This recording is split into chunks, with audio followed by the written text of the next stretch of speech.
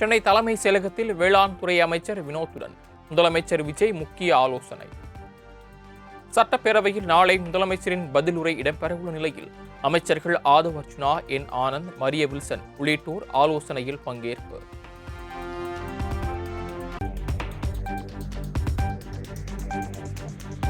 தாவேக ஆட்சிக்கு வந்ததிலிருந்தே தமிழ்நாட்டில் மின்வெட்டு. விஜய் ஆட்சியில் பவர் இல்லை எனவும் எதிர்க்கட்சித் தலைவர் உதயநிதி விமர்சனம். மின்வெட்டு தொடர்பாக சட்டமன்றத்தில் திமுக தாவேக இடையே காரசார விவாதம்.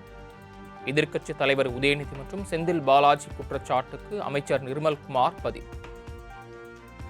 பொதுவாக குற்றச்சாட்டுகள் சொல்லுவதை தவிர்த்துவிட்டு எங்க ஸ்பெசிபிக்கா எந்த நாளும் சொல்லிட்டு பெரம்பூர்ல அதான் சொல்றோமே, பெரம்பூர்ல எத்தனை முறை மின்சாரம் தட்டுப்படுச்சு, எதனால தட்டுப்படுச்சு, எவ்வளவு நேரத்தில் அது சீர் செய்யப்பட்டது, சரி செய்யப்பட்டதுன்னு பார்த்திருக்கோம்.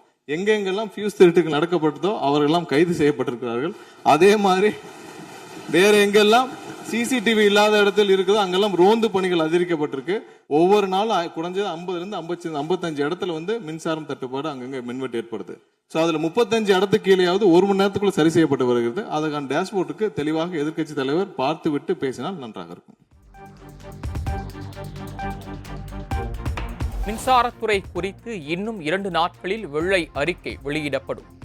டிரான்ஸ்பார்ம் கொள்முதலில் ஊழல் செய்ததுதான் திமுக ஆட்சியின் லட்சணம் எனவும் அமைச்சர் நிர்மல்குமார் பதிலடி. நாங்கள் ஒவ்வொரு நாளும் தமிழ்நாட்டில் எங்கெங்க எதனால மின்வெட்டு விழுதுன்னு நம்ம பப்ளிஷ் பண்ணிட்டு வரோம், டேஷ்போர்ட் பப்ளிஷ் பண்ணிட்டு வரோம். இந்த துறை ஏன் இப்படி இருக்குன்னு நாங்க ஏற்கனவே தெளிவாக சொல்லியிருக்கோம். இந்த துறையில 2.5 லட்சம் கோடி கடன் இருக்கு. அது இல்லாமல் இந்த துறையில எந்தவித இன்ஃப்ராஸ்ட்ரக்சர் டெவலப்மெண்ட்டும் இவங்க கடந்த 5 ஆண்டுகள் 15 ஆண்டுகள் செய்யப்படவில்லை. இது சம்பந்தமாக விரிவான வெள்ளை அறிக்கை விரைவில் வெளியிடப்படும் நம்ம ஏற்கனவே சொல்லியிருக்கோம். 90,000 டிரான்ஸ்பார்மர் வாங்கியதாக சொல்லியிருக்கிறார். அதில் 44,000 டிரான்ஸ்பார்மர் வாங்கியதற்கான சிபிஐ வழக்கு பதிவு செய்துள்ளது. அதுல அவங்க வாங்கின லட்சணம், எந்த லட்சணத்தில் அந்த டிரான்ஸ்பார்மர் வாங்கப்பட்டது அப்படின்னு.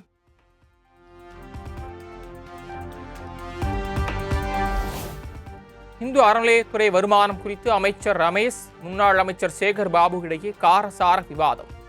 திமுக ஆட்சியில் கோயில் நிதியை பயன்படுத்தி மல்டி லெவல் கார் பார்க்கிங், வணிக வளாகங்கள் அமைக்கப்பட்டதாக ரமேஷ் குற்றச்சாட்டு.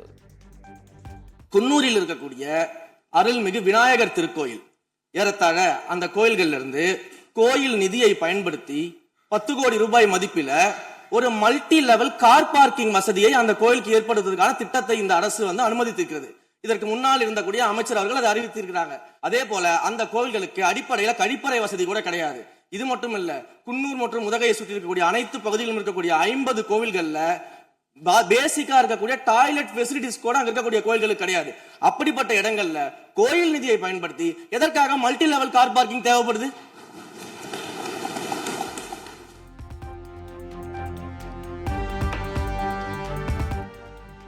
தமிழ்நாட்டில் சட்டம் ஒழுங்கு முற்றிலும் சீர்கெட்டு விட்டதாக எதிர்க்கட்சித் தலைவர் உதயநிதி விமர்சனம்.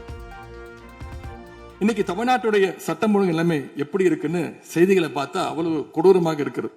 ஒரு மாசத்துல 200க்கும் மேற்பட்ட பாலியல் குற்றங்கள் நடந்திருக்கு.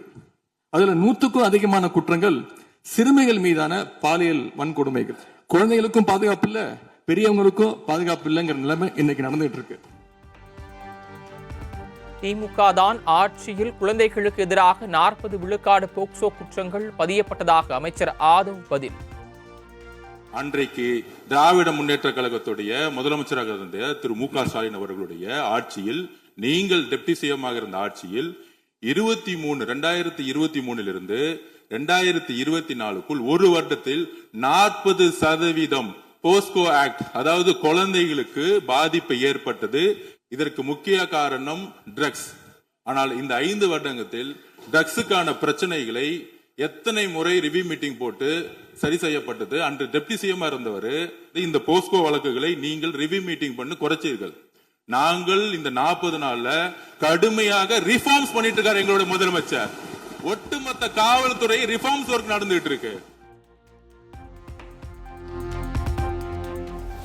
சட்டப்பேரவையில் 2 முறை தேசிய கீதம் பாடப்பட்டு மரபு மீறப்பட்டுள்ளது என எதிர்க்கட்சித் தலைவர் உதயநிதி பேச்சு.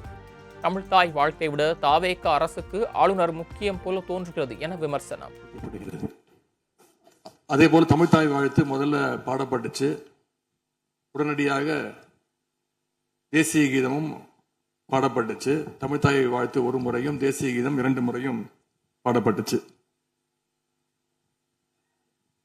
மரபு மீறல் நடந்திருக்கு. இதுவரை கடைபிடிக்கப்பட்டு வந்த மரபை மீறி 2 முறை தேசிய கீதம் பாடப்பட்டிருக்கு.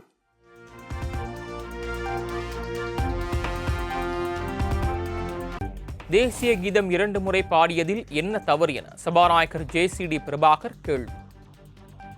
ஆளுநரை மட்டுமல்ல, யாரையும் எங்களுக்கு தலையில் தூக்கி வைத்து கொண்டாட வேண்டிய அவசியம் இல்லை என விளக்கம். நாட்டுப்பண் 2 முறை பாடியதில் என்ன தவறு என்று எனக்கு தெரியவில்லை. நாட்டுப்பண் 2ஆம் முறை பாடிய தவறு என்று நீங்கள் சொல்ல வருகின்றீர்களா? அப்படி தவறு என்றால் அது எந்த அடிப்படையில் தவறு என்று சொல்ல வருகின்றீர்கள்? நமக்கு வேண்டியது நம்முடைய தாய்மொழிக்கு முக்கியத்துவம் தர வேண்டும், உறுதியாக நிற்க வேண்டும். தமிழ்த்தாய் வாழ்த்தை முதலில் பாட வைத்து தேசிய கீதத்தை 2 முறை பாடியதில் எந்த தவறும் இருப்பதாக நாங்கள் கருதவில்லை. அப்படி பாடியது தவறு நீங்களும் கருதிடக்கூடாது என்று நான் சொல்ல விரும்புகின்றேன்.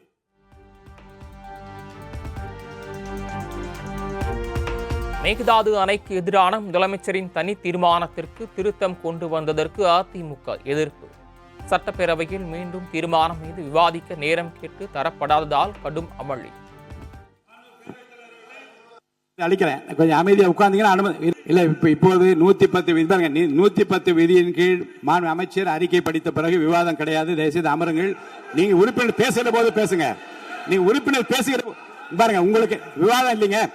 நீங்க பாருங்க, அவர் பேசிய பாருங்க, தயவுசெய்து நீங்களே அவர் பேசிய பிறகு அந்த கருத்தை ஒட்டி பேசுவதற்கு உங்களுக்கு வாய்ப்பு இருக்கு. 3 திராவிட முன்னேற்ற கழகத்தை சார்ந்த ஒரு பேச இருக்கீங்க. அப்படியே கருத்துக்கள்லாம் சொல்லுங்க. இப்படி பண்ணுங்க, அப்படி பண்ணுங்க, இதெல்லாம் செய்ய வேண்டும் என்று கேளுங்க. யார் வேண்டாம்னு சொல்ற இப்ப பேச முடியாது. 110 விதியின் கீழ் அறிக்கை படித்த பிறகு விவாதம் கிடையாது. உட்காருங்க. மாண்பு உறுப்பினருக்கான சிலவற்றை நான் வெளியே கேட்கிறேன்.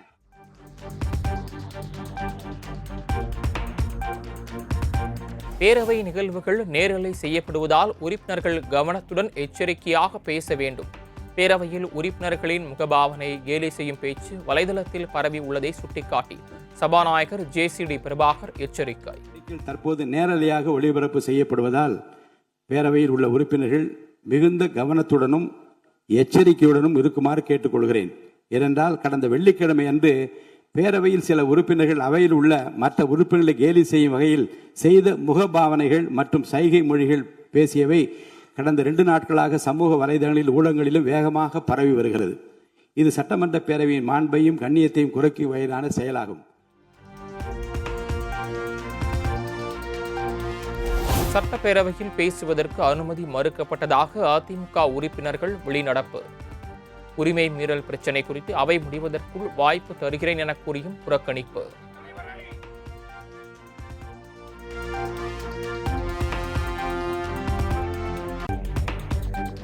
மேகதாது விவகாரத்தில் முதலமைச்சரின் தனி தீர்மானத்தில் எதிர்க்கட்சித் தலைவரின் கோரிக்கை ஏற்கப்பட வேண்டும்.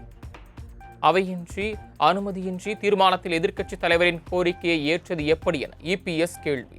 திருத்தம் பேரவையில் முன்மொழியப்படாமல் மற்றொரு உறுப்பினரால் வழிமொழியப்படாமல் பாதிக்கப்படாமல் திருத்தம் வாக்கெடுப்பிற்கு விடாமல் திருத்தம் பேரவையால் ஏற்கப்படாத நிலையில் மாண்புமிகு பேரவைத் தலைவர்கள் திருத்தப்பட்டதற்கான தீர்மானத்தை வாக்கெடுப்புக்கு விட்டது பேரவை விதிகளுக்கு மாறானது. மேலும் மாண்புமிகு முதலமைச்சர் அவர்கள் படிக்கப்பட்ட திருத்தப்பட்ட தீர்மானத்தையும் அவைக்கு படிக்காமல் வாக்கெடுப்புக்கு விட்டது மரபுக்கு மாறானது. பேரவைக்கு அளிக்க வேண்டிய தகவல் அளிக்காமல்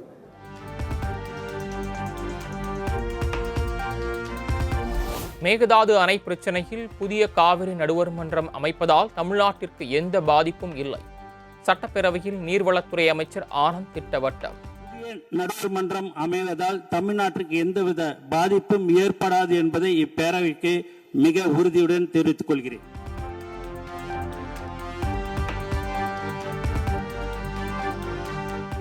மேகதாது விவகாரத்தில் கர்நாடக அரசு மேற்கொள்வதை கைகட்டி வேடிக்கை பார்க்க முடியாது என அமைச்சர் ஆனந்த் திட்டவட்டம். மேகதாதுவில் அணை கட்டுவதை தடுப்பதற்கான அனைத்து நடவடிக்கைகளும் மேற்கொள்ளப்பட்டு வருவதாகவும் பேச்சு. எனவே ஆபத்து இன்னும் நீங்கவில்லை. மாண்புமிகு பேரவைத் தலைவர்களே, ஒன்றிய அரசும் கர்நாடகாவும் புதிய வழிகாட்டுதலின் கீழ் மேகதாது திட்டத்தை மறைமுகமாக மேற்கொள்ள முற்படும் வேளையில் நாம் கைகளை கட்டிக்கொண்டு வேடிக்கை பார்க்க முடியாது. பெங்களூருவுக்கு குடிநீர் தேவை என சட்ட சிக்கல் நிறைந்த யுக்தியை கர்நாடகம் கையில் எடுக்கிறது. அதனை உடைக்கவே புதிய நடுவர் மன்றம் என்ற லீகல் ஸ்ட்ராட்டஜி. சட்டப்பேரவையில் பொதுப்பணித்துறை அமைச்சர் ஆதவ் அர்ஜுனா விளக்கம். உருவாக்கணுங்கிறோம். ஏன்னா இப்ப இருக்கக்கூடிய ஆணையம் நாம் நம்பிக்கை இழந்துட்டோம். இதனாலதான் மாண்புமிகு எதிர்க்கட்சி தலைவரும் ஒரு ஆணையத்தை புதுசா உருவாக்குங்கிறது ஒரு உமாபதி சார் ஆகட்டும், சீனியர் அட்வொகேட் கவுன்சிலுடைய கடந்த 30-40 வருஷமா நம்மளுடைய விவசாயிகளுக்காக யார் யாரெல்லாம் சட்ட ரீதியா சட்ட வல்லுநர்கள் போராடினாங்களோ அவங்களுடைய அறிவுரைப்படி மாண்புமிகு முதலமைச்சர் இந்த முடிவை எடுத்து இந்த சட்டசபையில மாண்புமிகு உறுப்பினர் தீர்மானத்தை திருத்தல் தீர்மானத்தை கொடுத்தோம். மேகதாது குறித்து தீர்மானம் நிறைவேற்றப்பட்டுள்ளதால் அது குறித்து பேச அனுமதி இல்லை. சட்டப்பேரவையில் சபாநாயகர் JCD பிரபாகர் திட்டவட்டம். ஏற்றுக்கொண்டு ஒப்புதல் அளித்து ஆம் ஏற்போரே அதிகம் என்று கருதுகிறேன், ஏற்போரே அதிகம், மறுப்போர் இல்லை என்று ஏகமனதாக சொல்லிய பிறகு இனி இந்த மாமன்றத்தில் அந்த தீர்மானம் மேகதாது பற்றி பேசுவதற்கு நான் அனுமதிக்க மாட்டேன். மற்ற விஷயங்களை பற்றி மட்டும்தான் பேச முடியும். அதை நான் உறுதியாக சொல்கிறேன். மேகதாது பிரச்சனைக்கு ஏகமனதாக தீர்மானம் நிறைவேற்றப்பட்டு ஒப்புதல் அளிக்கப்பட்ட பிறகு அதை பற்றி பேசுவதற்கு இனி அனுமதி இல்லை. எடப்பாடி பழனிசாமி உள்ளிட்ட அதிமுக உறுப்பினர்கள் வெளியேறிய நிலையில் அதிமுகவினர் 4 பேர் வெளிநடப்பு செய்யாமல் பேரவையிலேயே இருந்ததால் சலசலப்பு. SP வேலுமணி, நத்தம் விஸ்வநாதன் ஆகியோர் வெளிநடப்பு செய்யாததால் அதிமுக மீண்டும் 2 குழுக்களாக மாறியதாக தகவல்.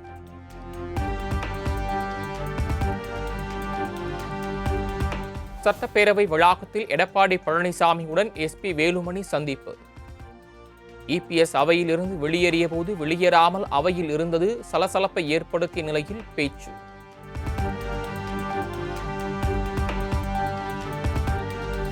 திருவள்ளூர் அமோனியா வாயு கசிவு விவகாரம் தொடர்பாக தமிழக சட்டப்பேரவையில் எதிர்க்கட்சிகள் கடும் அமளி.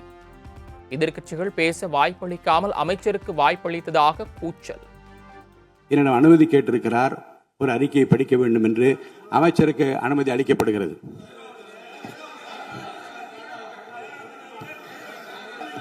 மாண்புமிகு பேரவைத் தலைவர் அவர்களே, திருவள்ளூர் மாவட்டம் ஊத்துக்கோட்டை வட்டம் பெரியபாளையம் அருகே கன்னியர்பேர் கிராமத்தில் 21/6/2026 அன்று மாண்பு உறுப்பினர்கள் அமருங்கள். மாண்பு உறுப்பினர்கள் அமருங்கள். நீங்கள் சொல்ல